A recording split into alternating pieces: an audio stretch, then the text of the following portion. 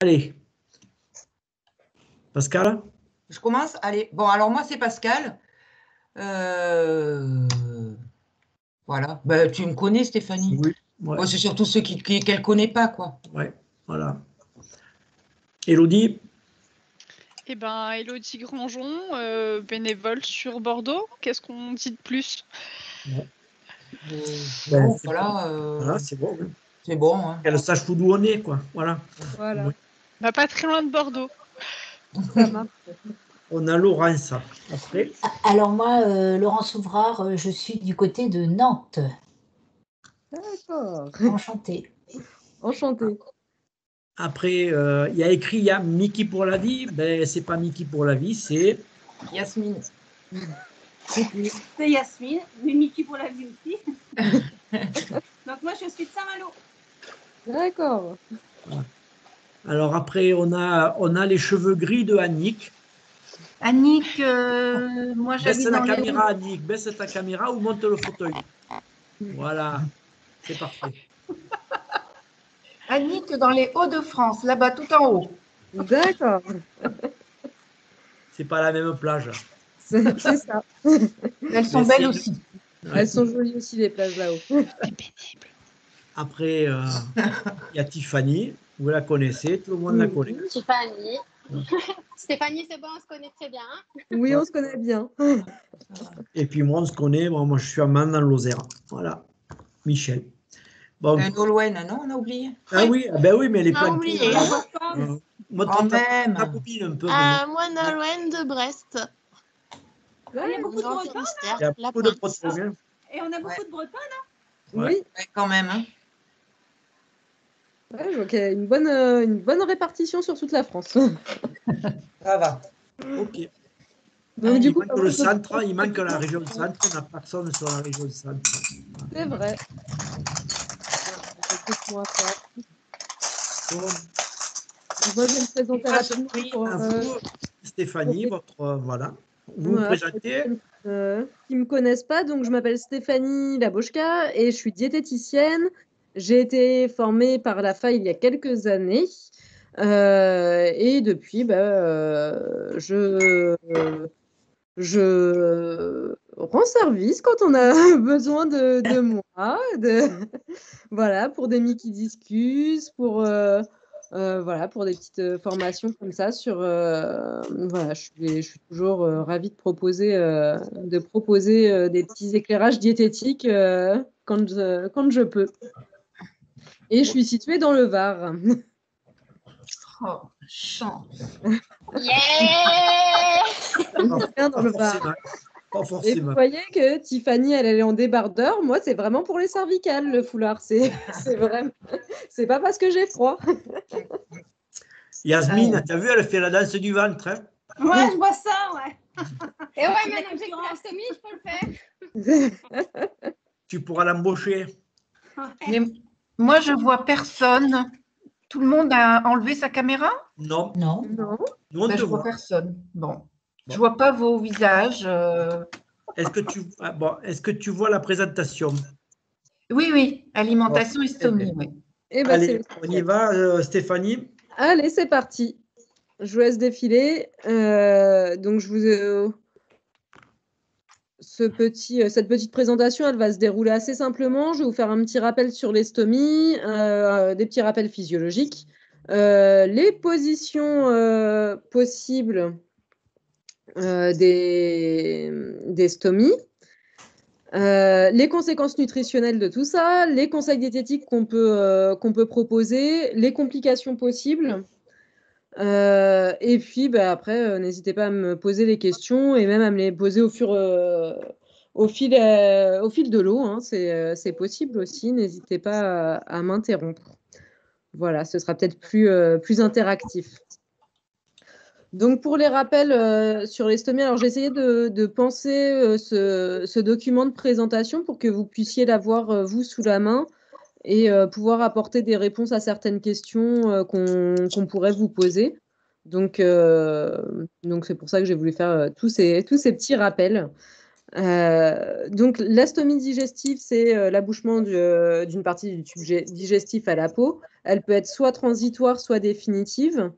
En principe, elle est pratiquée pour protéger une suture ou mettre au repos une partie du tube digestif, donc la partie qui est en aval. Et ça permet d'assurer quand même le transit intestinal ou de pallier à une atteinte trop sévère du tube digestif. Il faut savoir qu'une stomie, ça peut aussi assurer l'alimentation. Dans certains cas, dans ce cas-là, elles sont faites assez hautes dans le tube digestif. Il y a deux façons de les pratiquer. Elles peuvent être terminales. Dans ce cas-là, il n'y a qu'un seul orifice. Ça veut dire que la partie en aval de la stomie, elle a soit été réséquée, soit suturée. Soit latérale. Dans ce cas-là, il y a l'orifice en amont pour récupérer les sels et l'autre en aval pour évacuer le mucus. Donc, c'est les deux types de stomie qu'on va pouvoir trouver. Ensuite, il y a pour bien comprendre tout, je vous ai mis un petit schéma du tube digestif pour pouvoir positionner. C'est vrai, j'ai fait une belle faute. L'intestine grêle, je vois que j'ai inventé un mot on le corrigera tout à l'heure. Donc, pour faire les petits rappels physiologiques, quand on mange, le bol alimentaire, il va arriver dans l'estomac. Pendant 4 à 6 heures à peu près, les aliments ils vont y être broyés, transformés, il va y avoir un début d'action des sucs digestifs. Ensuite, ça passe par l'intestin grêle, donc vous pouvez voir ça descend dans le duodénum. L'intestin grêle, ensuite, c'est jéjunum et iléon. Ça fait son petit parcours ici et c'est là qu'a lieu l'absorption intestinale, donc les nutriments vont passer dans le sang à ce niveau-là. Ça dure assez longtemps, ça dure 6 à 8 heures. Et c'est pour ça que à noter aussi, selon les lésions qu'il y a sur le tube digestif, peut y avoir des malabsorptions qui se créent à ce niveau-là, selon l'endroit qui va être touché. Ensuite, tout ça arrive dans le côlon. Et le côlon, l'objectif, c'est là que va être réabsorber l'eau. Et au fur et à mesure du côlon, les sels vont être moins liquides et donc devenir moulés. Donc, il y a beaucoup d'eau qui se réabsorbe au niveau du côlon. On estime à peu près que ça peut passer 36 heures à faire ce petit chemin. Donc, vous voyez que la digestion est quand même... c'est un processus assez long. Et c'est pour ça que quand on dit qu'un aliment, quand on a une manifestation digestive de suite en ayant mangé un aliment, c'est pas un aliment, par exemple, qui peut provoquer une diarrhée. Ça, c'est pour une petite parenthèse autre que le sujet des stomies. Mais voilà, ça met du temps. Ça met un certain temps à faire ce petit chemin. Donc, selon la partie du tube digestif qui sera touchée et selon la position de la stomie, on va avoir des petites recommandations à donner. Donc, c'est pour ça que c'est bien d'avoir ce petit schéma sous les yeux pour savoir où est-ce qu'on se place et qu'est-ce qui a été suturé ou réséqué ou quelle partie est touchée. Ensuite, on peut passer sur un petit résumé de qu'est-ce qui se passe dans l'intestin grêle. L'intestin grêle, c'est le lieu de l'absorption intestinale. Donc, il y a 3 parties, duodénum, jéjunum, iléon. Et chaque partie va avoir une action différente et va réabsorber un nutriment, une chose ou plusieurs. Donc, on voit que l'eau, c'est une grosse partie de l'eau. Il y a à peu près 9 litres d'eau qui vont être réabsorbés au niveau de l'iléon. Donc, c'est pour ça que quand les stomies sont un petit peu plus hautes, l'eau ne va pas être réabsorbée. Donc, ça va être un facteur de risque, par exemple, de déshydratation. Donc, c'est des choses auxquelles il faut veiller. Le calcium est plutôt réabsorbé au niveau du duodénum. Je vous ai surligné en jaune là, les parties les plus importantes. On voit que le fer, pareil, c'est au niveau du duodénum. Les glucides, on va en avoir beaucoup dans le jéjunum qui vont être réabsorbés à ce niveau-là. Les protéines, pareil, et les lipides et vitamines liposolubles aussi. Et puis, dans les autres vitamines, la vitamine C, la vitamine du groupe B, c'est plutôt du duodénum. Jéjunum, plutôt vitamine du groupe B. Et la vitamine B12, qui est très importante au niveau de l'iléon. Donc, c'est vraiment pour que vous ayez un petit peu une idée de qu'est-ce qui se passe où. On est d'accord? Stéphanie, excuse-moi, je te coupe. Oui. Désolée. Apparemment, Nolwenn a un petit problème.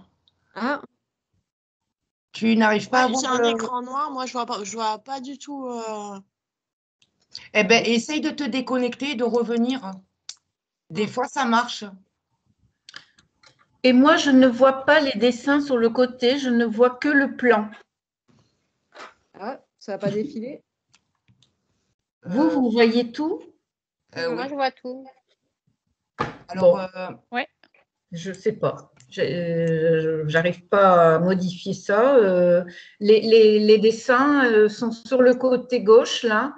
Et sur le centre de l'écran, j'ai le plan.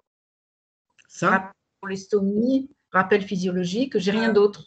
essaye de cliquer sur les 3 petits points que tu as sur la barre au milieu Ouais. et de te mettre passer en mode plein écran. Là, je l'ai fait. Je suis en mode plein écran. Et ça... Et ça ne fait rien. Afficher les paramètres de périphérique, non? Non. non, je pense que ça va pas... Pas ça? Non, ça va rien changer, ça. Et essaye de repasser, d'enlever le plein écran. Alors, Au contraire, du coup, peut-être que, je sais pas. non, c'est toujours pareil, mais c'est pas grave, hein, tant pis. Hein, Ou alors, d'essayer aussi une petite déconnexion, reconnexion. Des fois, Ouais. ça. C'est ce que j'allais dire aussi, mais... Ça y est, c'est bon. Je vois le. Ah, super. Ah, C'est bah, bon. super. Ben, Annick, essaye peut-être pareil, alors. me déconnecter? Oui, Bon. de te déconnecter, de revenir. Ouais, d'accord. Bon, ensuite, Bon, alors. après, il faut savoir que le PowerPoint, il sera de toute façon dans le... dans les la- documents. Comment? La présentation, là, en fait, on l'aura aussi, nous. Donc, On la mettra sur le site de voilà. documentation. Merci, Laurence. Bon, Mais pas de d'accord. problème. Comme ça, vous l'aurez tous après, je la mettrai dans la partie alimentation. Parce que j'ai peur de vous perdre à nouveau, hein, donc Ouais. Ce serait dommage. je maîtrise pas bien tout ça, moi. On sait. Stéphanie, donc du coup, finalement, quand on n'a pas de côlon, ça n'a pas de conséquences au niveau de l'absorption de toutes les vitamines. Non. D'accord.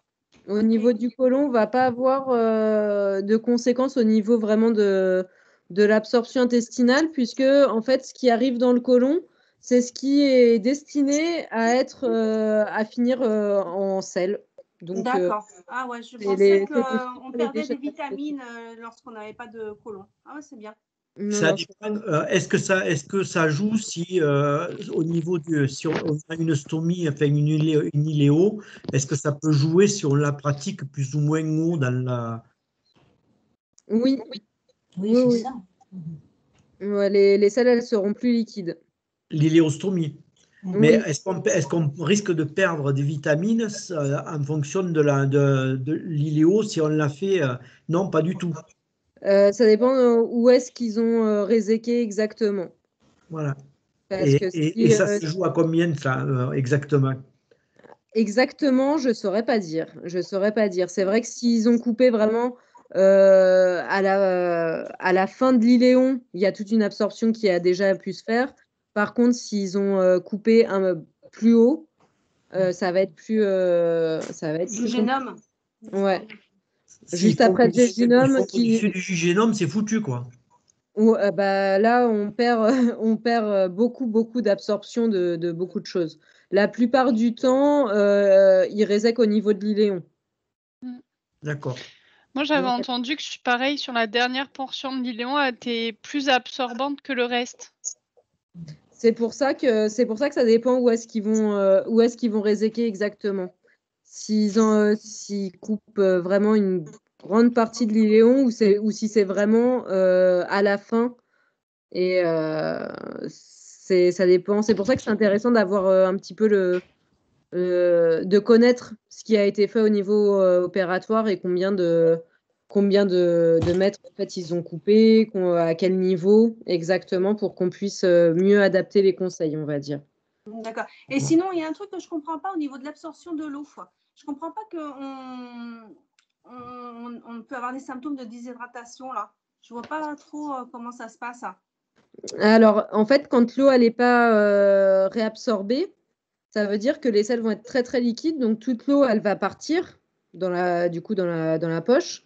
Alors, pas autant, hein, mais une grande partie de l'eau va partir. Normalement, elle doit être réabsorbée. Et du coup, quand elle est réabsorbée, ça retourne dans le système, ainsi que dans le système urinaire qui va être après excrété au niveau rénal. Parce que les reins, après, vont avoir un rôle à jouer à ce niveau-là aussi. D'accord, ok. Mais du coup, on a quand même, en iléo, c'est assez régulièrement que c'est liquide. Oui, c'est normal d'avoir des selles liquides puisqu'il y a une partie de l'eau qui n'est pas réabsorbée. Et du coup, les selles sont liquides. Il faut boire énormément alors. Il faut qu'on boive 2 fois plus. Alors, peut-être pas 2 fois plus, mais en tout cas, il faut maintenir une bonne hydratation d'au moins 1,5 litre, 2 litres. Oui, c'est ça. Ok. Après, il y a on peut prendre soit du sel, soit des Imodium pour retenir un peu aussi. Quand vraiment il n'y a plus beaucoup de graines et que ça va très très vite. Ouais. Oui, quand faut pas hésiter à prendre, à prendre des compléments. En principe, le médecin les prescrit d'ailleurs. Ouais. Après, c'est pas forcément, ça dépend vraiment des médecins. Il y a des médecins qui prescrivent rien et les gens sont surpris quand on leur dit, mais si, il y a quand même des moyens de. Oui, de pallier à tout ça et enfin, de pallier, d'améliorer en tout cas. Ouais. Moi, j'ai fait plusieurs épisodes de déshydratation aiguë et du coup, j'ai vu un néphrologue qui m'a donné des gélules de sodium.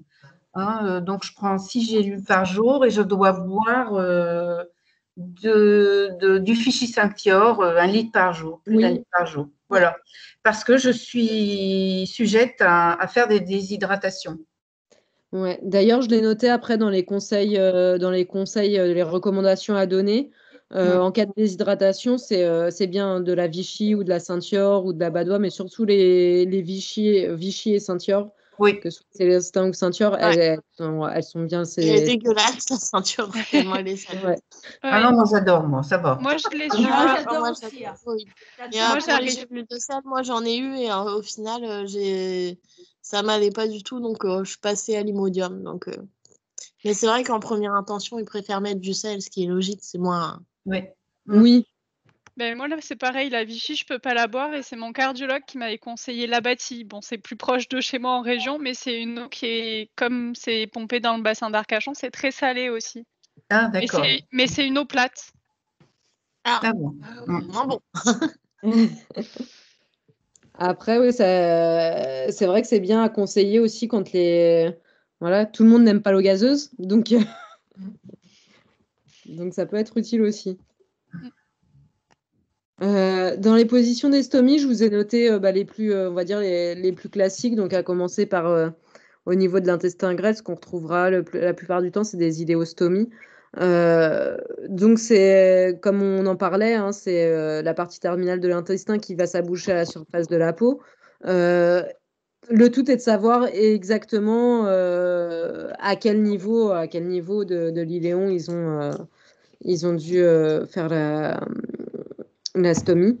Donc voilà, cette question, elle sera, je pense, importante à poser puisque selon la surface qui manque, eh ben, on peut se douter qu'il y aura une partie de l'absorption qui sera passée à l'as. Normalement, ça doit figurer dans le compte rendu de l'acte chirurgical. Oui. Normalement, c'est remis dans les comptes rendus opératoires. Normalement, c'est obligatoire. D'accord. Donc, on les fait quand les iléostomies, donc quand la partie terminale de l'intestin grêle est atteinte, ou quand on fait une ablation totale du côlon. Et dans cette partie de l'intestin, comme on disait, les selles sont généralement liquides et c'est pour ça que ce qui sera récupéré dans la poche de stomie sera liquide. Puisqu'après, c'est le rôle du côlon, on a vu, de mouler les selles. Au niveau du côlon, vous avez vu, le côlon, il fait une... il part de la droite et voilà. Donc, l'iléon, ça bouge dans le côlon droit. Donc, dans le côlon droit, ça va être encore liquide et c'est au fur et à mesure que que les selles vont se mouler. Donc, là aussi, c'est d'avoir en tête un petit peu ce schéma-là pour savoir la colostomie, si elle est plutôt à droite, plutôt à gauche. Ça va nous donner une orientation, enfin une bonne indication de la nature des selles, en fait, comment seront les selles. Donc, si c'est une colostomie droite, les selles elles seront plutôt pâteuses, liquides. Par contre, à gauche, il y a quand même une bonne partie de l'eau qui a été réabsorbée au niveau du côlon. Donc, les selles, elles seront déjà plus moulées. Donc, voilà, ça peut être des indications qui peuvent vous être demandées, ça aussi. Les conséquences nutritionnelles. Donc, au niveau de l'intestin grêle, comme on disait, plus la stomie elle va être haute et puis il y a un risque de déshydratation et de malabsorption. C'est ce qu'on dit, c'est ce que récapitulait ce petit tableau. Donc, vraiment retenir que le risque principal, c'est la déshydratation. Donc, je vous ai fait après, dans la suite, un petit passage sur la déshydratation et les signes cliniques à observer, on va dire. Et oui, dans la maladie de Crohn, c'est vrai que les lésions présentes au niveau de l'intestin grêle, elles peuvent entraîner une absorption qui est diminuée, même s'il n'y a pas de résection du grêle. Il y a une absorption qui est moins bonne. Au niveau du côlon, l'absorption des nutriments a déjà été faite. Donc, comme on a vu, les vitamines, les glucides, les lipides, les protéines, tout ça a été déjà réabsorbé au niveau de l'intestin. Donc, ce qui passe dans le côlon, c'est les déchets de la digestion, l'eau à réabsorber et les fibres alimentaires. Donc, c'est ça qui va constituer nos selles. Donc, il n'y a pas de gros risques nutritionnels, en tout cas au niveau quand les stomies sont au niveau du côlon. Hop. Alors, ça c'est les petits conseils. Alors, les petits conseils surtout en post-opératoire plus ou moins direct. Il y a toute une réalimentation normalement qui se fait à l'hôpital. En tout cas, dès que le chirurgien donne son accord, on va essayer d'élargir un maximum l'alimentation. Parce que vraiment, quand on a une stomie, on peut manger de tout. Donc, il ne faut vraiment pas se priver de manger. On verra qu'on va peut-être des fois faire des petits aménagements selon les symptômes qu'on va avoir. Des fois, ça peut être les gaz, des fois ça peut être les selles trop liquides. Voilà, on va adapter en fonction de ça, mais on peut vraiment manger de tout. Donc ça, c'est vraiment un message qui, je pense, est important à faire passer parce que l'alimentation, je le dis souvent, mais c'est quand même censé être une grande source de plaisir. Donc, quand on peut réélargir l'alimentation, c'est quand même top. Première phase, on va réintroduire les légumes cuits, donc courgettes, endives, carottes, les pointes d'asperges, des haricots verts extra fins, le poireau, mais que les blancs, bien sûr, les courges ou les blettes, et les fruits cuits en compote, les fruits au sirop, sauf l'ananas qui est trop fibreux, et la banane bien mûre. Ça, c'est la première phase, sachant qu'on va essayer de réintroduire, je l'ai peut-être pas mis, non, je l'ai pas mis, de tester les aliments, un aliment tous les 2 jours au début. Voilà, de pas tout essayer en même temps, tout simplement parce que s'il y a quelque chose qui ne va pas, c'est bien de savoir qu'est-ce qui ne va pas. Ah, Ouais.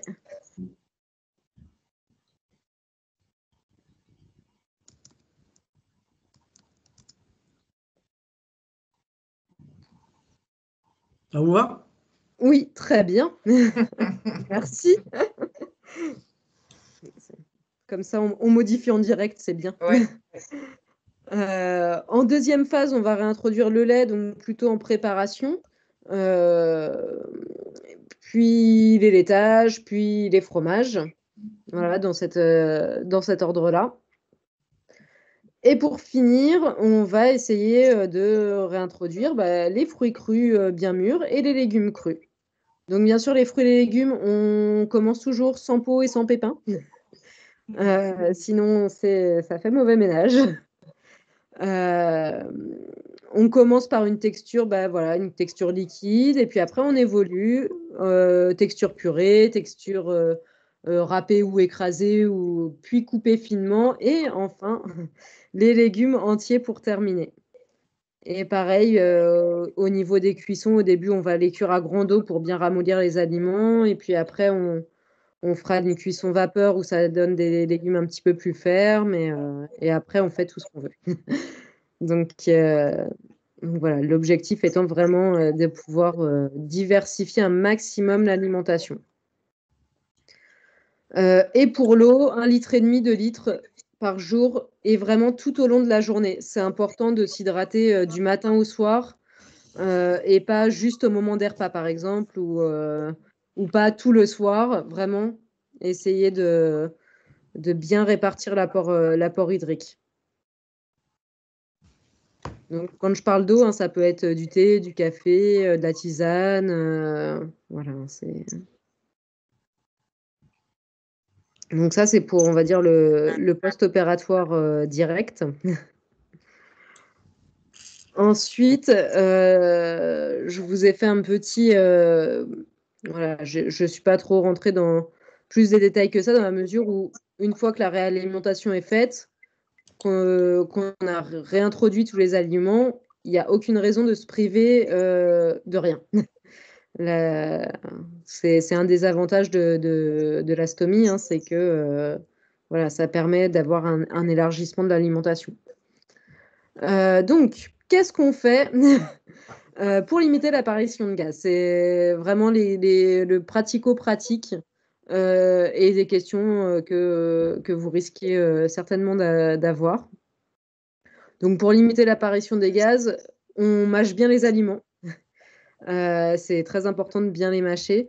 On évite les boissons gazeuses, les chewing-gums, les bonbons aussi qui contiennent des sucres qui fermentent beaucoup. Les fruits oléagineux aussi, donc noisettes, amandes, noix, tout ça, c'est pareil, ça peut augmenter les gaz. Éviter de boire à la paille, tout simplement parce qu'on absorbe beaucoup d'air. La cigarette aussi, à éviter. Et puis alors, selon les personnes, il y en a pour qui le concombre, le melon, les pommes de terre et les patates douces provoquent des gaz particulièrement. Après, c'est vraiment de la tolérance personnelle et je dirais que c'est quand même important d'indiquer aux gens de ne pas hésiter à noter les aliments avec lesquels ils ont remarqué l'apparition de gaz particuliers et de réessayer une fois à distance. Il peut y avoir des aliments qui chez certaines personnes, vont provoquer des gaz et chez d'autres, non. Il y a beaucoup, toujours, en digestif, il y a toujours beaucoup de tolérance personnelle. Donc, voilà, je dirais que de donner les conseils généraux. Et puis, si la personne ne vous parle pas de concombre qui donnerait des gaz, peut-être de ne pas tendre la perche pour éviter qu'elle décide d'enlever le concombre de son alimentation. Alors, est-ce que le fromage persillé, c'est recommandé ou pas? En principe, le fromage, c'est permangé, mais il y a aussi persillé. Ouais, c'est vrai que le fromage persillé, chez certaines personnes, ça peut provoquer des petits désordres digestifs, mais encore une fois, c'est pas chez tout le monde, quoi. D'accord, ok. Voilà. Fromage au lait cru, tout ça, ça pose pas de problème. Je sais pas, je pose la question. Ouais, alors, les fromages, tout ce qui est fromage au lait cru, normalement, ça pose pas de problème. À partir du moment où on digère bien le lactose et qu'on n'a pas de soucis avec ça, on sait qu'il y a des personnes qui vont avoir voilà, des légères intolérantes, des petites intolérances au lactose, qui vont avoir du mal à le supporter et pour qui, effectivement, ça va provoquer des gaz, des douleurs aussi digestives ou des diarrhées. Mais encore une fois, on ne peut pas dire que 100% que chez 100% des personnes, ça va donner ce résultat-là. D'accord. Oui, mais du coup, c'est ce qu'on disait la dernière fois, c'est propre à chacun, en fait, c'est une intolérance personnelle. C'est ça, c'est une intolérance personnelle. C'est pour ça que c'est vraiment inviter les personnes à peut-être tenir une petite liste des symptômes digestifs qu'ils ont eu. Bah voilà, j'ai eu des gaz plus dans la journée. Alors j'ai mangé ci, j'ai mangé ça, et de faire un peu eux-mêmes leur petite enquête. Ben ouais. Et de mettre, de pouvoir isoler un aliment qui vraiment peut-être ne leur convient pas ou pas en ce moment, tout simplement, sans se dire j'élimine tout ce qu'il y avait au sein de mon repas parce que c'est le repas tout entier qui m'a perturbée. Et du coup, par rapport à ce que tu viens de dire, donc en fait, un aliment qui à un moment donné qu'on ne supportait plus, oui. on peut le réessayer quelques temps plus tard pour voir si à un autre moment ça passerait plus. Parce qu'on peut avoir une intolérance, on va dire, pendant un certain moment, puis après ne plus l'avoir. Ouais, ça peut passer. Ça peut disparaître. On ne sait pas trop les expliquer. Il y a des personnes chez qui les intolérances ne passeront pas, hein, on est d'accord. Et ça, c'est important de ne pas mettre, on va dire, de pas mettre en doute la parole des gens, enfin de les inciter à diversifier le plus possible. Après, par contre, quand il y a vraiment quelque chose qui rend malade, qui donne des gaz tout le temps, qui donne des diarrhées systématiquement, enfin. Ça peut être possible et voilà, c'est juste travailler. Après, ça peut se travailler des fois avec des diètes justement qui sont formées à tout ça, de travailler les peurs alimentaires qui se créent au fur et à mesure. Et ouais, c'est ça. La peur d'avoir mal ou la peur après avec les stomies d'avoir des diarrhées, des gaz, des odeurs désagréables ou ce genre de choses. Voilà, c'est important de pouvoir les travailler aussi, je pense. Ouais. Quand vous mettez boisson gazeuse, c'est boisson gazeuse sucrée? Ouais, boisson gazeuse sucrée et même l'eau gazeuse, les eaux gazeuses aussi. Alors, moi, on m'a toujours dit qu'il fallait mieux boire de l'eau gazeuse par rapport justement à l'hydratation. Alors, par rapport à l'hydratation, il y a plus de bicarbonate et c'est plus salé. Donc, ouais, par rapport à l'hydratation, oui.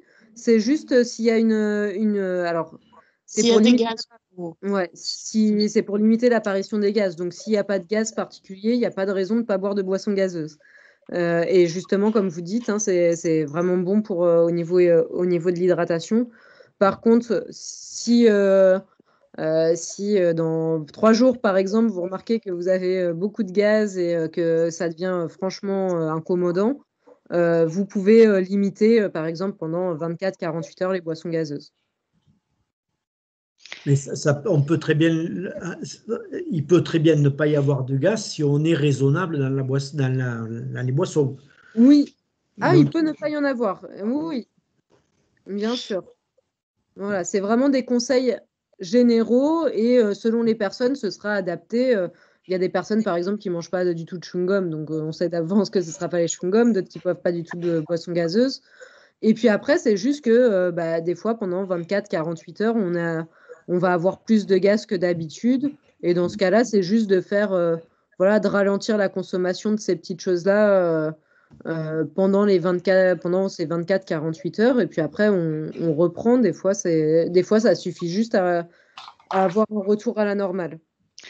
Et est-ce que sans tous ces aliments-là, il y a des périodes où l'alimentation ne va pas changer et va y avoir énormément de gaz sans aucune explication? Est-ce qu'il y a une solution pour contrer les gaz dans ces cas-là ou pas du tout? Alors, des fois, ça peut être. Alors, si l'alimentation est exactement pareille que d'habitude, il faut juste peut-être voir s'il n'y a pas eu une augmentation, je ne sais pas, de certains aliments ou une alimentation prise très rapidement. Ça peut être une période où il n'y a pas trop de temps, on mange vite. on mâche pas beaucoup, ça peut être lié à ça. Peut-être de voir un petit peu avec le contexte. Des fois, les aliments ne changent pas, mais le contexte dans lequel on prend nos repas change. Après, il y a le charbon actif qui peut aider aussi. Oui. Cartimag, moi, c'est ce que je prends quand il y a des périodes comme ça. Et, ça aide pas mal. J'ai dû l'apprendre avec des charbons actifs. Et, Ça n'a jamais fonctionné, mais Ah ouais? mais ouais, je n'arrive pas à l'expliquer dans l'alimentation pourquoi par moment il y a ce phénomène-là qui va durer 1 semaine, 15 jours, et puis après, ou qui va durer 2 mois, et après ça rentre dans l'ordre. Après, ça rentre dans l'ordre. Ouais, ce serait bien. Vous allez dire, je prêche pour ma paroisse, mais c'est vrai que c'est toujours utile de pouvoir parler de ça avec des diètes ou même peut-être avec le médecin qui vous suit, pour pouvoir peut-être mettre en évidence, il y a peut-être quelque chose ou un petit changement qui a été fait et puis on n'y a pas fait attention. Après, ça peut être des fois tout simplement un coup de stress aussi. Ça peut tout venir modifier des fois. Et est-ce que ça peut être, est-ce qu'on ne sait pas, ça peut être qu'on avale de l'air parfois en dormant, quand il fait plus chaud, on dort la bouche ouverte ou je sais pas, et qu'on va avaler de l'air ou Oui, ça peut être lié au fait qu'on avale de l'air. C'est pour ça, d'ailleurs, qu'on recommande de bien mâcher, de mâcher tranquillement, de ne pas boire à la paille, d'éviter les chewing-gums, parce que tout ça, ça envoie de l'air en fait dans le tube digestif. Et en dormant, non, on ne peut pas avaler. Ah bah, en dormant, si Tu respires. on respire. Après, c'est une idée à creuser, mais après, on peut pas contrôler si on a la bouche trop ouverte ou pas en dormant. Tu fais une gouttière. Donc je sais pas trop vous répondre, mais pourquoi pas, ça peut être une explication. Beaucoup d'air qui rentrera à ce moment-là. Les odeurs, ouais, c'est des choses qui peuvent être dérangeantes. Donc dans ce cas-là, attention aux légumes secs, donc les lentilles, les pois chiches, toute cette famille-là. Les crucifères, donc toute la famille des choux, les brocolis, le chou-fleur, le chou frisé, le chou blanc, le chou chinois. Il y en a une quantité de choux. Même cru? Oui. Même cru? Ouais, même cru. Les salsifis, les navets, les poivrons, champignons. Les navets, je l'ai mis 2 fois. Les petits pois. Ça aussi, c'est des aliments à éviter quand on repère que les odeurs sont plus importantes. Tout ce qui est Les œufs. Oui. Ouais, les œufs, la charcuterie, pareil, ça va provoquer des odeurs. Les coquillages et les crustacés aussi. Oh, les poissons aussi. Ouais. Certains poissons aussi. Alors là, je me suis limitée aux coquillages et aux crustacés, mais c'est vrai que certains poissons aussi peuvent. Ouais, il y en a qui. Et moi, je trouve encore plus sur les poissons ou les crustacés surgelés. Ah ouais? Ah ouais? Ah ouais. Ah, de dingue. Ah bon? C'est radical. Et sur le transit. Ouais, je suis d'accord avec toi, Elodie, sur ça aussi. Ouais. Je vais faire des essais alors. Mais je vais m'emboucaner toute seule. Je te rassure, après la remise en continuité, ça reste pareil. Chez moi, c'est les crevettes, le crabe, ça accélère vraiment le transit. Je prends jamais au fait de famille. Pourtant, en Bretagne, c'est forcément le plateau de crustacés sur la table, quoi. Mais non, c'est ça. Je sais pas si c'est pareil chez vous, mais en tout cas, chez moi, ça passe pas vraiment à ce niveau-là. Moi, sur du frais, ça va. Mais alors, sur du surgelé, c'est jackpot. Ah ouais, moi, c'est toujours du frais, en fait, comme c'est pêché ici. Donc, du coup, nous, on a à la criée. Et donc, je sais pas, le surgelé, j'ai jamais mangé. Et alors, c'est marrant, tout est relatif, mais oui. Mais comme quoi, chaque personne est vraiment différente quand on. Enfin, c'est vrai que c'est toujours un petit peu. Alors nous, dans notre position de diète, c'est toujours un peu gênant de toujours dire, bah, il y a beaucoup de tolérance personnelle, il faut faire des tests et on peut pas. Et on peut pas voilà, dire que telle chose va s'appliquer à tout le monde et ce serait pourtant bien pratique. Mais non, alors nous, c'est vrai que ça nous met toujours dans une petite position un petit peu inconfortable. Mais ça se vérifie vraiment juste en vous écoutant parler. Hein. Il y a des choses sur lesquelles vous vous retrouvez et vous êtes plutôt tous d'accord. D'autres où, bah non, moi, ça passe bien, moi, ça passe pas. Moi, j'ai pas remarqué ça. Donc, ça illustre vraiment ce côté. Chaque personne est différente. C'est quand sur certains forums, certaines personnes veulent imposer ce qui passe pas chez elles aux autres. Et bah, malheureusement, ceux qui viennent d'être diagnostiqués, qui sont un peu dans l'embarras et qui cherchent à améliorer la situation, vont être tentés d'exclure finalement beaucoup de choses qui, sans que ce soit vraiment qui ait besoin chez eux, quoi. Et ça, donc c'est vraiment un message sur l'alimentation qu'il faut vraiment faire passer aux gens, mais que ce soit un STOMI ou autre, que tout est personnel et que c'est à chacun de voir ce qui va ou ce qui va pas, quoi. Ouais. Moi, là-dessus, je te rejoins. Il y en a beaucoup qui disent des trucs. Moi, j'ai tenu un carnet d'alimentation pendant 2 ans pour savoir quelle influence ça avait sur l'alimentation, sur les selles, quoi. Sur le transit, sur tout, quoi. Ouais, c'est important. Je dirais que le message à faire passer, c'est que vraiment, on est la personne qui nous connaît le mieux.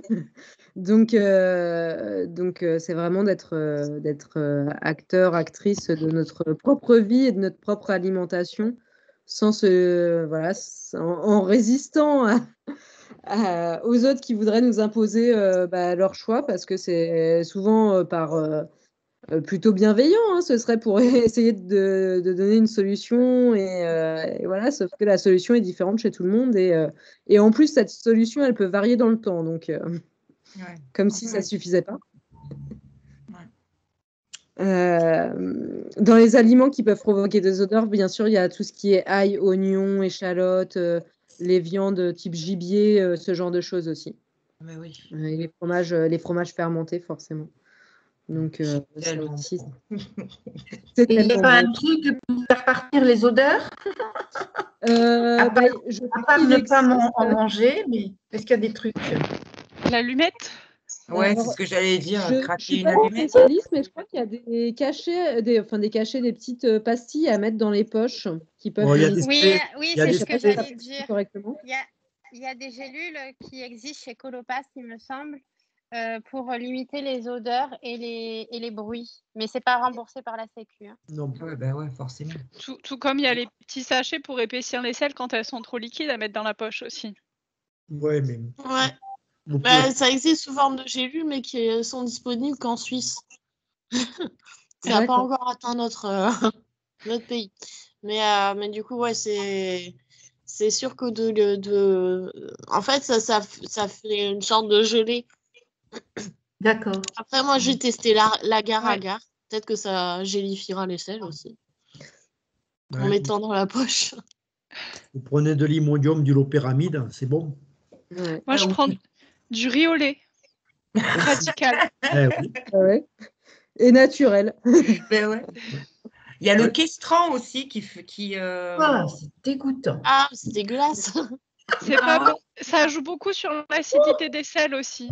Ah ouais, mais bon, quand tu fais que de l'eau, je peux te dire que le questran, tu l'avales. Hein. Oh, je déteste. C'est dégueulasse. Moi, je finissais par l'aimer, ce truc. C'est pas pour la vésicule biliaire? Non. Si, normalement, si. Mais ça, je sais pas. Mais... C'est parfumé à l'orange, c'est bon. Attendez, j'arrive. Je suis spécialiste du questran. J'arrive. Toi aussi, t'en prenais.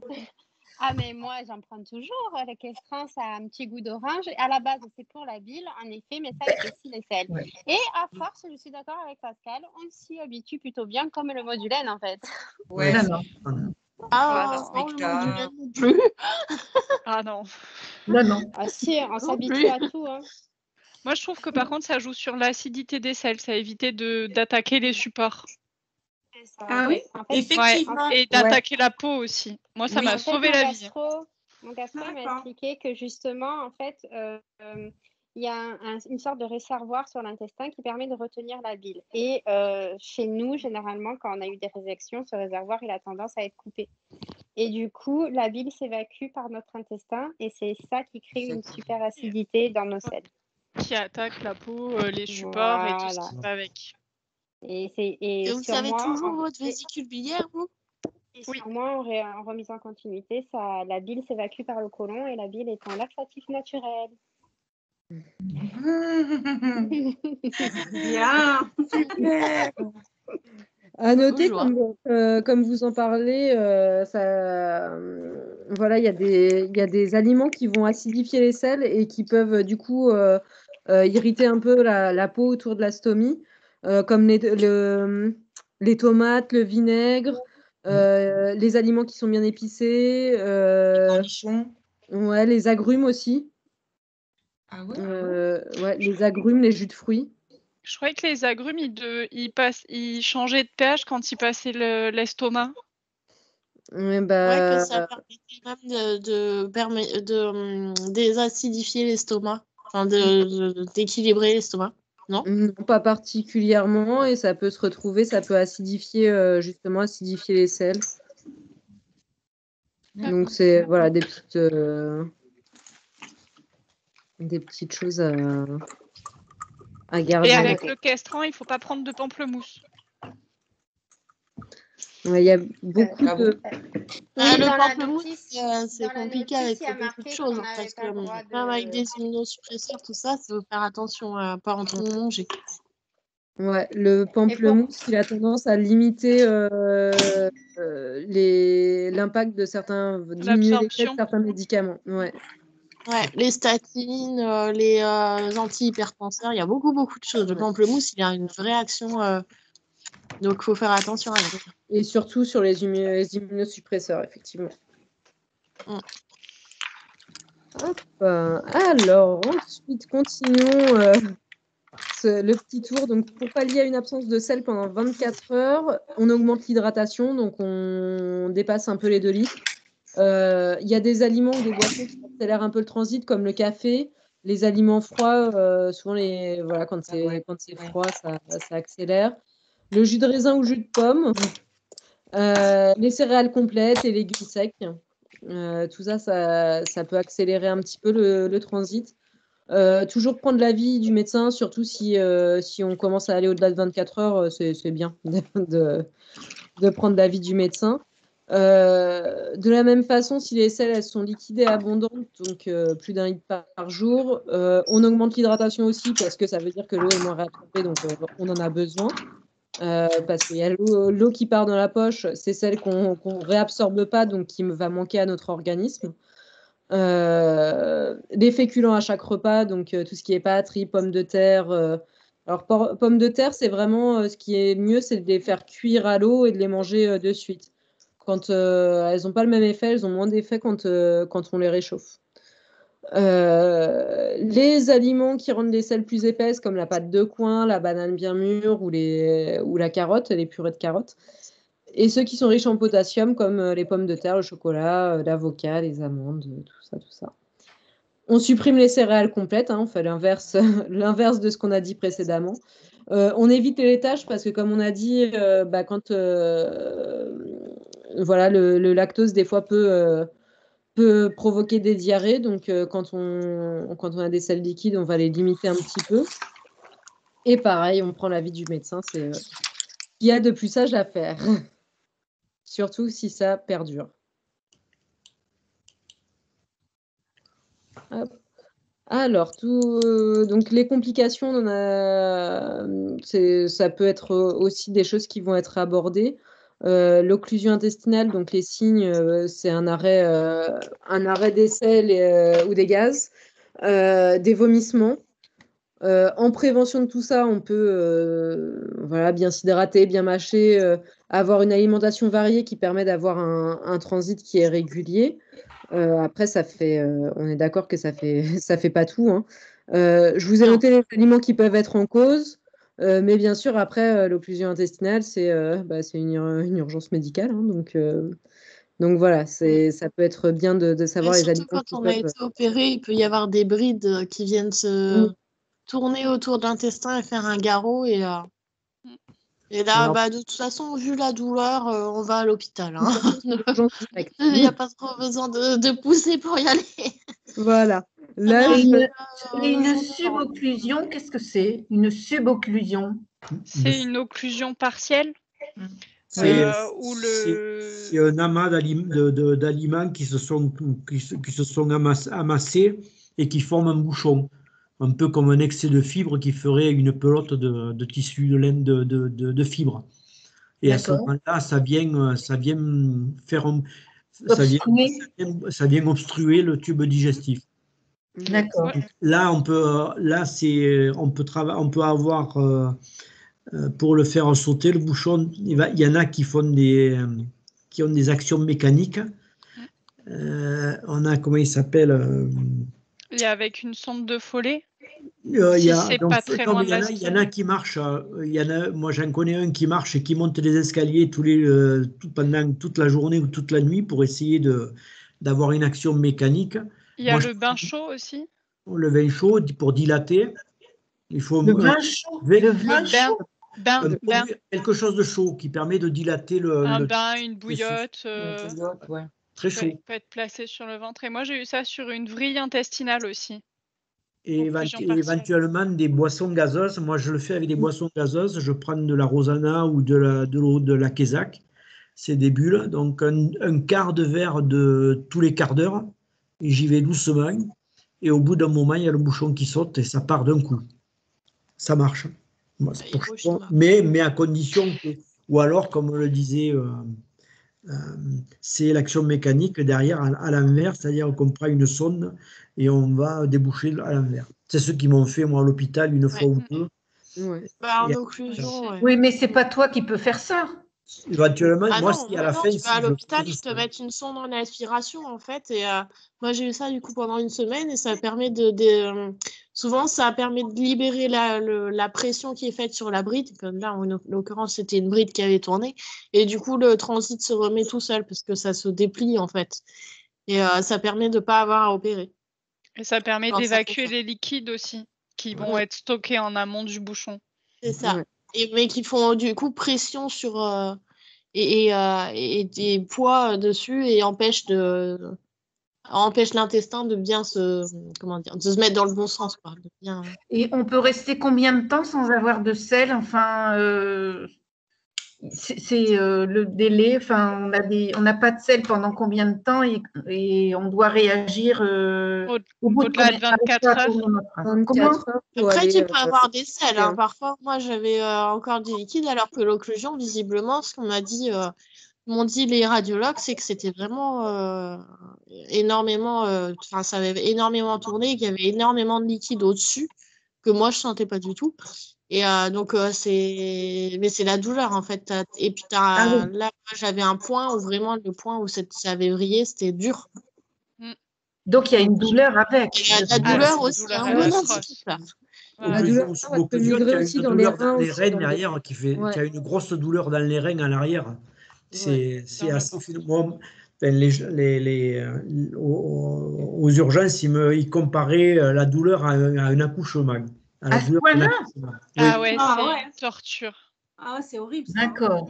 Oh donc moi, on peut pas le rater. Avec une subocclusion pendant 3 mois qu'ils n'arrivaient pas à diagnostiquer. D'accord. En 3 mois. Ça n'a pas été une partie de plaisir. Je comprends. Ok. Jamais fait ça. Mais du coup, sur les légumes, moi, je rajouterais les champignons. Ouais, les champignons aussi. Ah ouais. Moi, les champignons, c'est lourd risque.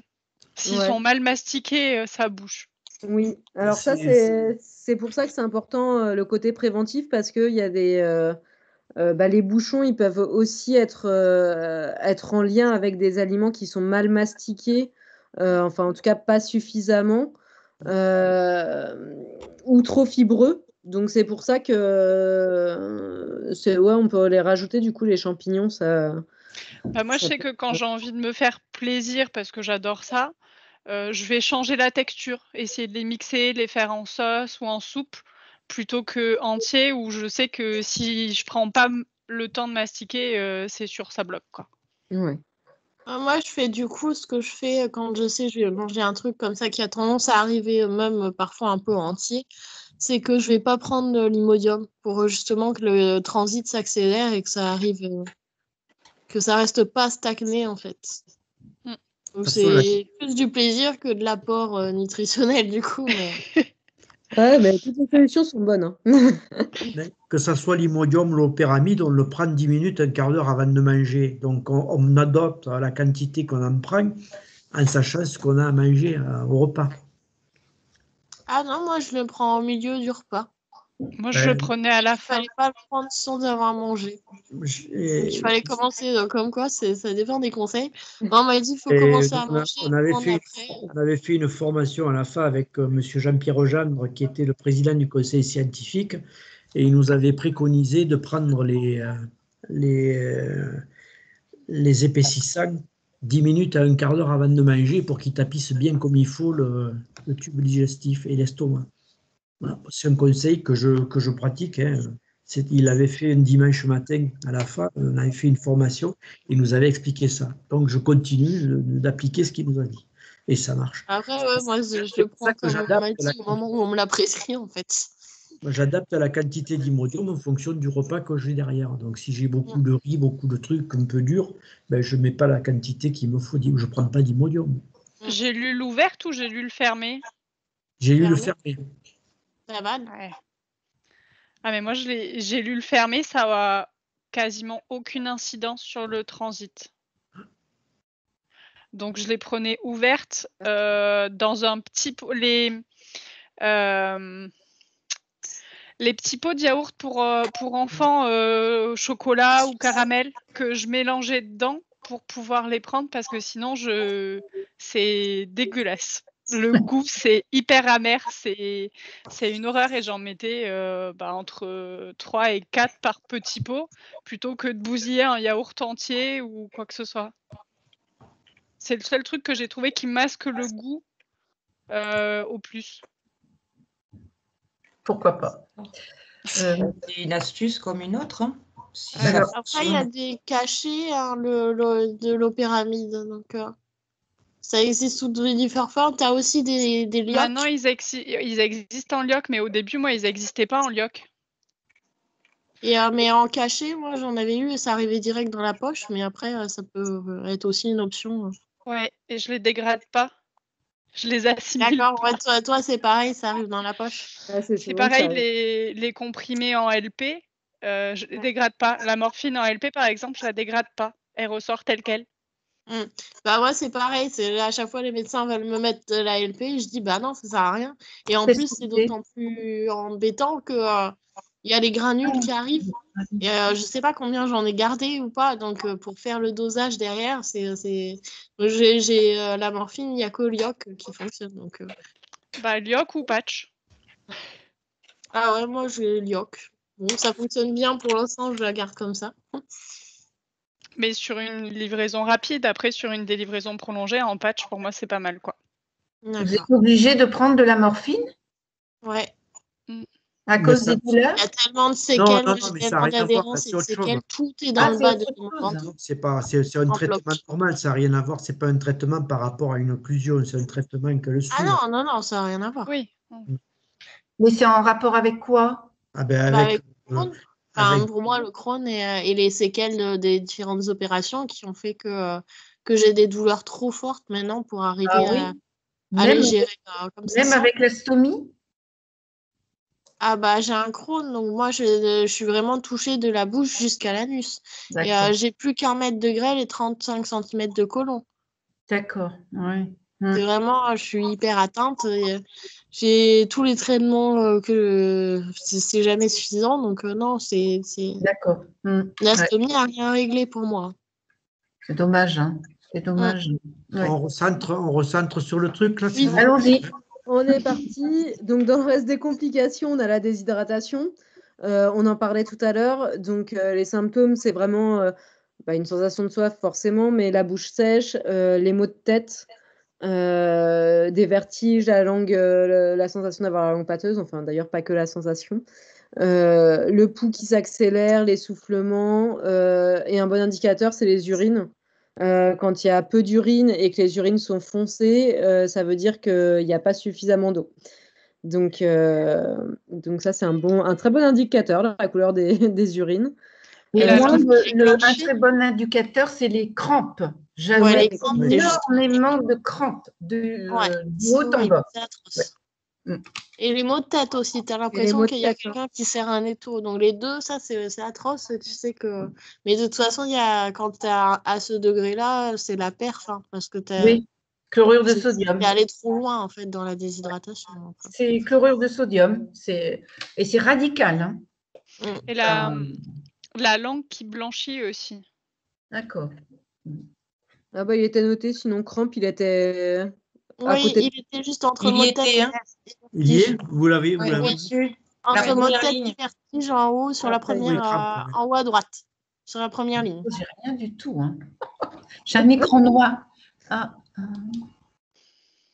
Donc forcément, ce qu'il faut faire, c'est hydratation plus. Et justement, dans toute notre hydratation, de prévoir à peu près au moins un demi-litre de Saint-Yor ou de Vichy ou de Badois. Donc, c'est des eaux riches en sodium qui vont pouvoir retenir l'eau. Et si ça persiste, bien sûr, on voit le médecin. La constipation, on la caractérise par l'absence de sel pendant 48 heures. On s'hydrate on s'hydrate bien. On évite les produits sucrés qui vont augmenter la constipation. On augmente les aliments qui sont riches en fibres, les céréales complètes ou semi-complètes, les laitages, bref, tout ce qu'on a vu tout à l'heure à l'inverse. Et de l'activité physique. L'activité physique, en fait, ça permet d'augmenter la motricité intestinale et c'est comme si ça faisait un petit massage naturel. Donc, ça peut nous permettre d'accélérer un petit peu le transit. Ce que suggérait Michel, monter les escaliers une dizaine de fois. C'est ça. Non, mais c'est ça, c'est un travail mécanique qui fait que ça accélère le transit. Et c'est vrai que ça, en cas de bouchon, ça peut permettre de faire sauter le bouchon, justement. Oui, tout à fait. De faire des montées, des descentes d'escalier. Sur la déshydratation aussi, moi, une fois, j'ai évité une hospitalisation avec du coca. Ouais. Battu, mais qui est riche en sel et en sucre, qui permet de réhydrater. Oui, ça, j'ai pas noté, mais c'est vrai que ça peut être bien de le noter, d'avoir des boissons qui sont sucrées. Oui, coca ou souvent, quand on a les enfants très salés. Des boissons, par exemple du thé sucré ou du voilà, ce genre de choses, ou le coca, justement, où il y a du sel et du sucre. D'ailleurs, c'est quand il y a des solutions de réhydratation, c'est souvent avec du sel et du sucre. Hein.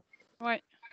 Oui, c'est le complexe de Tran, en fait. L'absorption du sel a besoin du sucre pour être bien absorbé.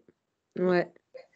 Alors moi, ce que m'a suggéré mon médecin traitant, et ça marche très bien, quand je commence une déshydratation, je prends des sachets d'Adiaryl.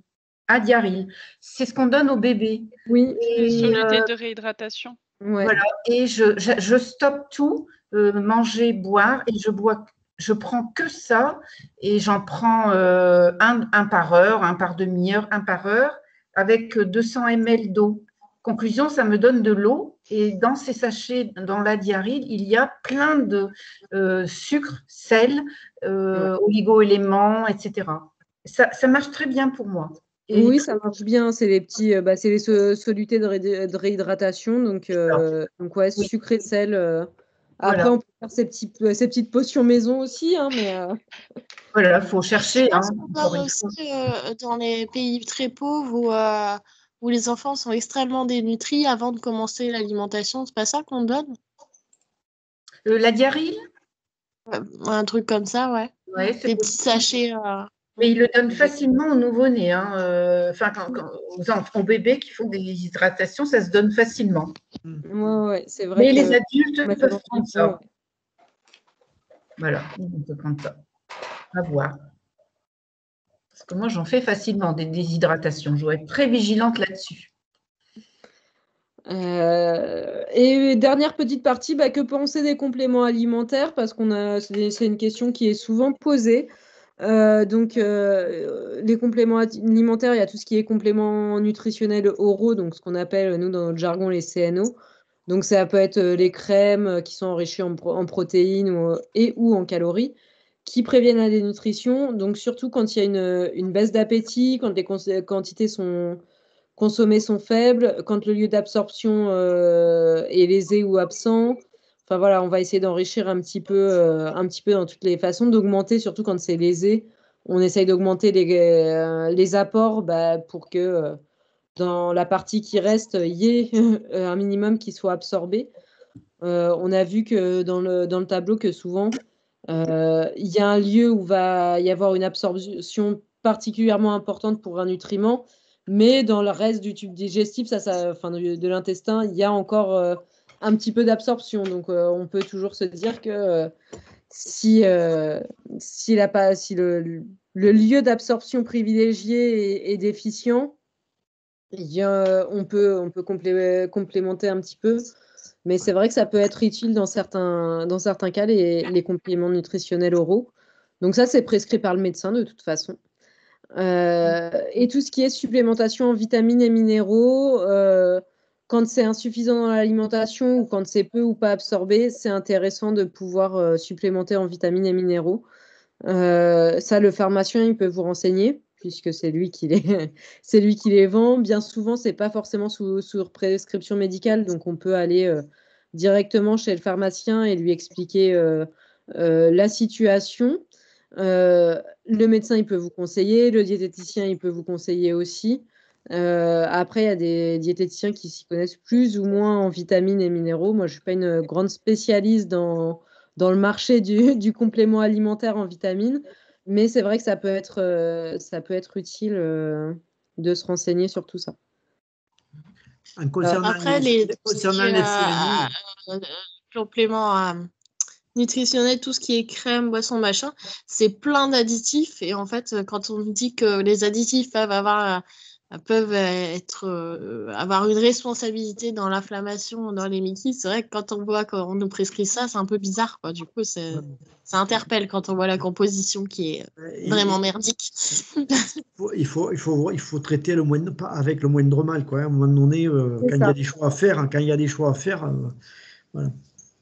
Ouais, il faut regarder ce qui est le plus efficace au moment où il y a le problème. Ouais.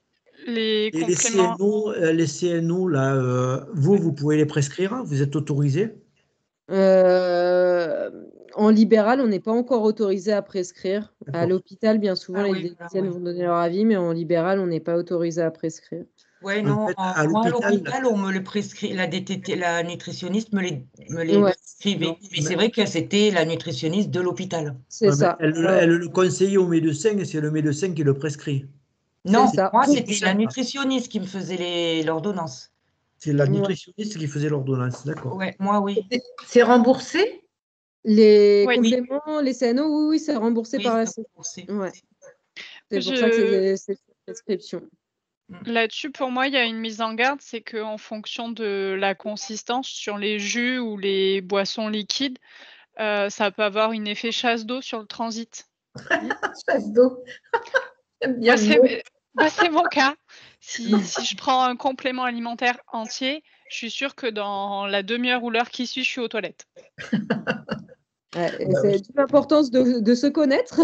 Ouais, et ça, mon médecin traitant m'avait mis en garde, et du coup, de les fractionner et de boire de l'eau en même temps pour couper un peu cet effet-là. Ouais. Oui, après, vraiment, c'est pas les CNO, c'est utile à certains moments. On se nourrit pas de CNO, hein, on est d'accord. C'est pour compléter l'alimentation à un moment donné, mais c'est pas censé la remplacer, c'est vraiment censé la compléter. On peut les fractionner, effectivement, hein, ça se conserve, on les remet au frais, il n'y a pas de souci. Donc ouais, c'est vraiment.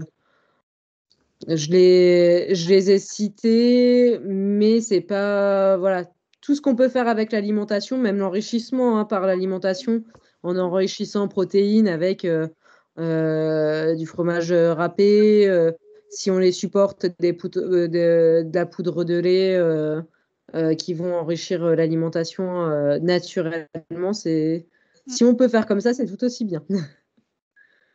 Et Bah, donc, la diététicienne, quand j'étais petite, d'ailleurs, elle a dit à ma mère de mettre 1 ou 2 œufs dans la purée pour enrichir en protéines. oui. Sans que ça fasse plus à manger pour moi, en fait, parce que j'ai du mal à manger. Donc... Avec des kiris aussi, ou des fromages frais. Ouais. Ça, je fais. Ouais, c'est plein de petites techniques d'enrichissement de l'alimentation qui sont plus sympas que les CNO.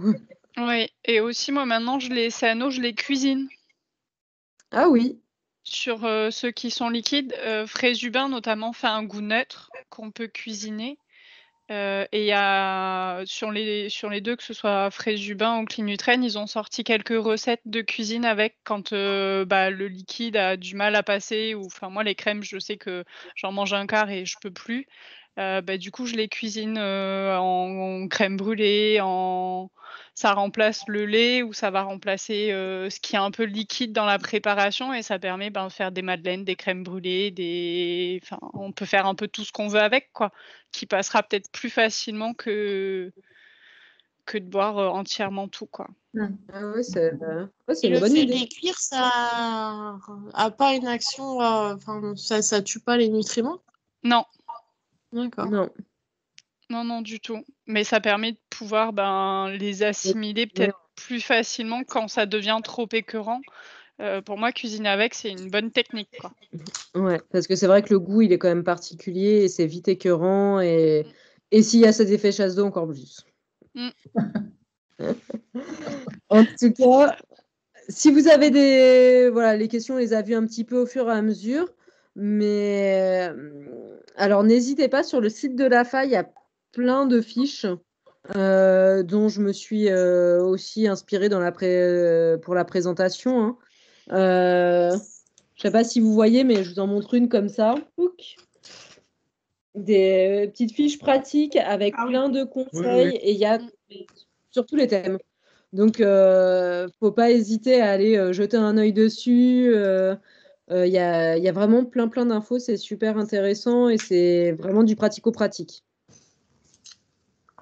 Une question, ça n'a rien pas forcément à voir quelque chose avec l'astomie. On fait une coloscopie ou autre. Hein.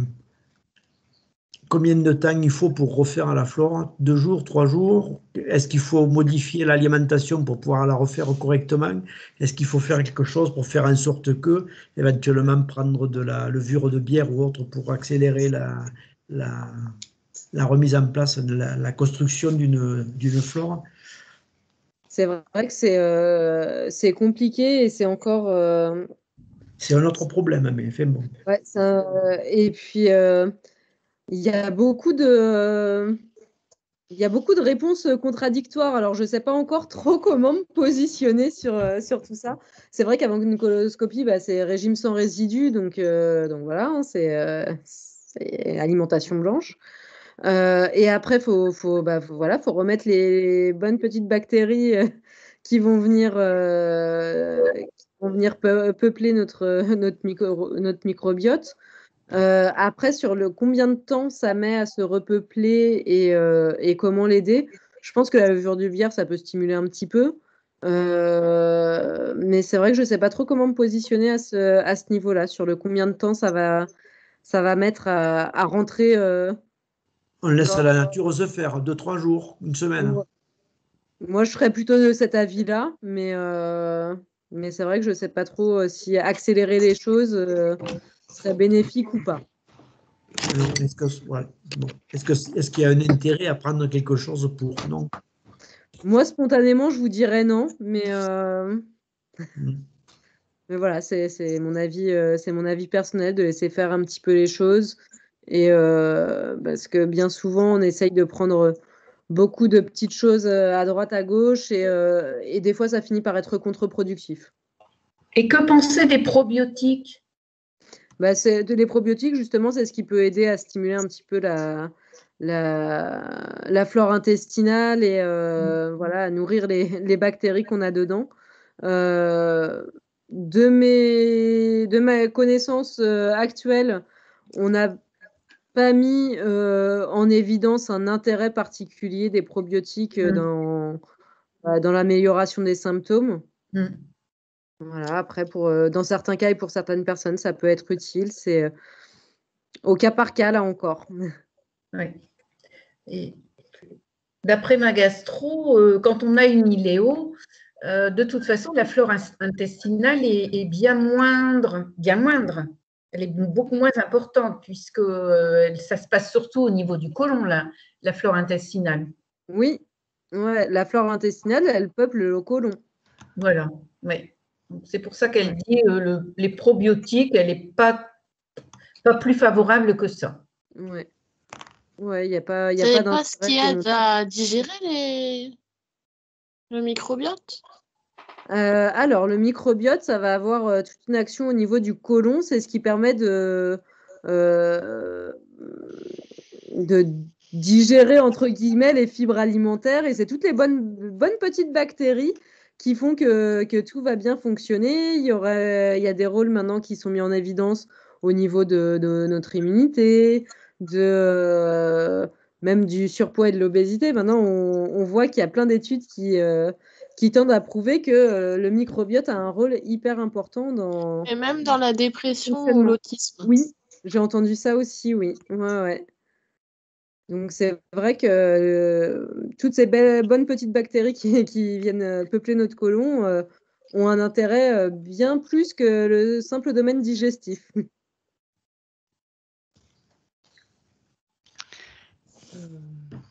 Moi, j'ai une autre question. On parle souvent de contre-indication de manger des fraises ou des kiwis quand on est iléostomisé. Vrai ou faux? Que les petits grains pourraient irriter ou je sais pas. Encore une fois, je répondrai tolérance personnelle. Je ne les conseillerais pas. Si ça passe, c'est bien. Si on remarque que c'est très inconfortable, on va pas se forcer à les manger. Mais j'ai vu des stomathérapeutes l'interdire aux patients, quoi. L'interdire carrément. J'en mange presque tous les jours. Donc voilà, un témoignage en direct. Non, mais j'en mange aussi parce que j'adore ça. Mais du coup, je me suis toujours demandé si c'était prouvé ou pas, quoi. Alors, partez du principe que si ça passe pour vous, c'est le principal. Voilà. Voilà. Si ça passe, il n'y a pas de raison de l'enlever. Ok. Ou il faut manger en petite quantité. Moi, le chocolat, par exemple, ça m'accélère le transit, malheureusement. D'accord. Ça dépend lequel. Il n'y a pas qui arrive. Oui, voilà. Et moi, le chocolat noir ralentit le transit. Ah ouais, oh là là, moi, pas du tout, et j'adore ça. Et des fois, c'est intéressant de travailler sur les seuils de tolérance. Voilà, les seuils de tolérance, une telle quantité d'aliments va être désagréable. Par contre, si j'en mange un petit peu moins, ça passe nickel. Oui. Donc, voilà, il y a aussi les petits seuils comme ça à découvrir qui sont là aussi personnels. Il ne faut pas faire sa grosse gourmande, quoi. Un carreau de chocolat tous les matins, c'est fini. Ça, au moins. Oui, moi, j'en prends un par jour. C'est pour bien commencer la journée comme ça, c'est fait. Le carré de chocolat, ça, c'est fait. Et ça évite de prendre la tablette et de bouffer la tablette tout d'un coup, Ouais. si ce n'est pas deux. Moi, je grossis drôlement ou la depuis poule ou que l'œuf. je Parce que grossis. c'est Après, on la passe sur poule le et côté l'œuf. émotionnel de l'alimentation et parfois, ça fait, on a besoin d'une demi-tablette de chocolat pour aller mieux. Ouais, Ça, c'est tout La tablette de l'aspect chocolat, émotionnel c'est la là. poule et l'œuf. Ouais. Non, en tout cas, j'espère que ça vous aura éclairé sur certains domaines et puis que vous aurez, voilà, vous aurez ce document sous la main et si vous avez à répondre à des questions, ou j'espère que ça pourra vous servir de base pour répondre à tout ça. Ouais, merci beaucoup parce qu'en Très plus, bien, c'est merci. super bien fait, quoi. Ouais, très très bien Merci fait. beaucoup. Merci. Hein. Super. C'est très intéressant. Ouais. Merci. Je transmets le PowerPoint à Laurence et Très bien. elle le Ouais, met je vais le mettre. sur la plateforme. Oui, tout à fait. D'accord. Alors, je sais. Michel, je vous ferai un petit mail pour Je vais vous le renvoyer d'autorisation avec. officielle, même si là c'est enregistré, donc normalement vous avez le son, l'image, comme quoi j'autorise la diffusion sans aucun problème. Mais il ne sera pas diffusé en fait. Il ne sera pas diffusé à l'extérieur, il sera que pour nous. Entre nous pour. Voilà, juste entre nous, voilà. Ouais. Et est-ce que tu l'as signé, tu l'as mis en. Alors, à la fin, j'ai mis mon nom et j'ai mis mon mail. Oui, très bien. Voilà, comme ça, il est signé et puis comme ça, on est sûr. Voilà. C'est très bien. Voilà. Vous avez les coordonnées, là, voilà. OK. Et en fait, quand vous créez un document comme ça, si vous autorisez que tout le monde l'utilise, vous pouvez le mettre en Creative Commons. Ça veut dire qu'on peut l'utiliser au sein du groupe auquel on l'a donné. Voilà. C'est les nouvelles façons de le partager pour que les gens ne le réutilisent pas de mauvaise façon, en fait. D'accord. Ok, je ne connaissais pas. Merci pour cette info. Pour les prochains, on ne sait jamais. Mais oui, parce qu'après, sinon, les gens peuvent le réutiliser, le modifier, etc. Et avec le Creative Commons, on donne les autorisations qu'on veut. Voilà, de reproduction ou non, de communication ou non, de vente ou non, de partage libre, etc. C'est fait exprès. Voilà. D'accord. Ok, merci beaucoup. Avant de partir, on doit se prononcer sur la date de la formation Facebook. Facebook. Bah, écoutez, moi, du coup, je vous laisse avec Facebook. Je vais aller préparer à manger gentiment chez moi. Merci beaucoup. Merci beaucoup. Merci à vous. Merci Stéphanie. Bonsoir. Merci Stéphanie. Alors, qu'est-ce que tu nous avais dit, Tiffany, le 10 ou le 17? Qu'est-ce que tu nous avais dit? J'avais dit le 19 avril de mémoire ou le 10 mai. Le 19 avril. Le 19 avril, c'est pas possible. Le 10 mai, oui, je préfère moi. Moi, je viens de prendre un atelier. Merde. Le 10 mai. On avait pensé au 17 mai également, mais comme on est près de la journée mondiale, on va quand même éviter. Hein. Ouais, non. J'ai un atelier. Moi, j'ai un atelier ETP le 10. Ils viennent de se brancher. C'est quand que tu le fais l'après-midi? Moi, c'est le 17h45.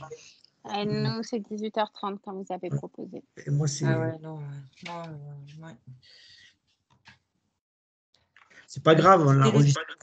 Le 19, moi, ça va. Quelle date? On fait à la majorité. Qui est disponible le 19 avril? 19 avril. Si c'est 18h30, moi, ça va. Moi, je suis dispo les deux. Ouais, moi aussi, je suis dispo les deux. Hein. Ça m'est égal. Et qui est dispo le 10 mai? 19 avril, c'est bon. Moi, le 10 mai. Seulement. Moi, le 10. Alors? Apparemment, il y a plus de personnes pour le 19 avril, non? Moi, je suis dispo. Après, 19. combien il y en a de dispo? Combien il y en a de dispo pour le 19? Le 10 mai, ça va être difficile. C'est la semaine de Mickey, là. Et, 19 avril. 19 19 avril. Oui, non, mais le 10 mai, le 10 mai, entre la journée nationale des stomies et la journée mondiale j'ai perdu des Mickey, merci. Je ne sais pas pourquoi j'ai réfléchi. Non. Donc, on part sur le 19 avril, alors à 18h30. Ok. 18h30. Yes. Voilà. Et qu'est-ce qu'il faut concrètement? Pascal, tu fais le lien et après on partage sur Pascal. J'aimerais bien, moi, partager mon écran, moi, par contre. Ben, d'accord, ok. À ce oui, mais de toute façon, ça, c'est toi. Mais oui, parce que du coup, il faut que je vous montre les manipulations depuis mon ordinateur. Vous faites un essai avec Pascal pour elle prend Teams, elle le propose. Tu as Teams, toi? Oui, c'est bon, on fait des trucs ensemble déjà. Voilà, donc voilà, et tu partages ton écran, tu le montres à tout le monde. Ne partage pas notre intimité devant tout le monde, s'il te plaît. J'ai rien raconté, voyons. Voilà. Non, par contre, Tiffany, Teams, ça n'a rien à voir avec la soirée de ce soir, mais c'est plus simple que je te le dise comme ça que par SMS. Demain, tu as Christelle au téléphone. Yes. Elle doit faire partir la newsletter. Elle va faire partir une newsletter pour le Mickey Sofro. Ouais. Tu peux lui dire qu'elle inclut l'Occitanie avec? Yes, merguez. Hein, voilà. Comme ça, moi, je n'ai pas besoin de l'appeler pour ça. Et du coup, Michel, il va me donner les adhérents et j'enverrai le même mail que tu as fait aux adhérents d'Occitanie. Hein? Ok, impeccable. Et Michel, ça serait peut-être bien si tu arrives à... Tu vas sur Facebook, sur la page AFAPACA, tu fais juste partager là où il y a le Mickey Sofro. Et tu vas me montrer, vous allez me montrer, demain matin, vous me montrez. Enfin, demain matin, avant non, demain matin, je peux pas. 10h ou après, parce que j'ai un atelier à pas demain matin. J'ai un atelier de sport adapté demain matin à 10h. C'est pas vrai. Mais est-ce qu'on est obligé de s'inscrire à Facebook? Non, mais c'est pour apprendre, c'est tout. On peut juste regarder, ceux qui ne veulent pas Facebook peuvent regarder pour savoir comment ça fonctionne. Oui, mais il faut créer son compte. Non, pas obligatoirement. Il n'y a pas besoin. On te montre ce qui se passe, comment ça se fait, comment ça marche, qu'est-ce qu'il y a. Voilà. Comment ça fonctionne, Tiffany nous montrera. Voilà. Elle partagera son écran. Parce que je n'y suis jamais allée. Hein. Tu vois d'où on part pour les réseaux sociaux. Hein. Tu as vu, il y en a qui sont en bas de l'échelle. Hein. Ah oui, moi c'est pour ça que je dis réseaux sociaux. Voilà, moi, je ne connais pas du tout Facebook. Voilà. Pas grand-chose, mais fait bon, bref. Moi, je pourrais devenir bénévole à FA réseaux sociaux, en fait. Ben, je vais te donner le mien à gérer, tu vas t'en occuper. Et puis, et voilà. Ce qui serait drôle, c'est que vous fassiez une vidéo TikTok de danse du ventre, du coup. Nous, on pourrait rire au moins. En violet. Violet. Ouais. Moi, ça me plairait bien, parce que moi, je ne sais pas danser, alors j'aime bien regarder les autres. Non, c'est une blague. Ah, mais moi, ça me dérange Yasmine et Tiffany qui arrêtent pas de... C'est pour ça. Voilà. Et n'empêche que pour la journée mondiale, on pourrait se mettre tous devant l'écran en violet. Pour la journée mondiale, on pourrait tous se mettre dans l'écran. Là, on enregistre l'image, on souhaite des trucs à tout le monde et puis on le balance sur les réseaux sociaux. Alors, moi, non. On peut faire. Pas pour danser, hein. Non, pas pour danser. Si, Pascal, tu danses. On fait un apéro en violet et on dit aux gens. Ah, il y a non, mais qui a piqué notre idée. Non, c'est que je lui ai dit ce qu'on voulait faire. Oui, on s'est fait piquer l'idée, là. Ouais. Non, mais on peut le faire, on peut très bien faire un truc et on le souhaitait tous. Et puis, on peut très bien dire le groupe Stomy vous invite. Faites une bonne journée. Voilà. On fait une petite vidéo qu'on enregistre et puis voilà, quoi. On peut. C'est pas plus, ça prend pas de, ça nous oblige à nous connecter tous en même temps le même jour. Point, c'est tout. Et à faire une phrase ou à faire un montage. Point. D'ailleurs, tu as eu un retour d'Isabelle? Moi? Ouais. Non. Parce que pour la conférence, là, pour le 3 mai. Non, le 4. Le 3. Non, le 4, c'est nous. Le 4 mai. C'est vous. Le 3 mai. C'était pour la conférence, le 3 mai. Parce que Stéphanie, elle n'est pas disponible du coup. Oui. Bon. Voilà. Bon, moi, je vais vous laisser. C'est 20h. Il Ouais. faut que j'aille coucher mon enfant. Bon.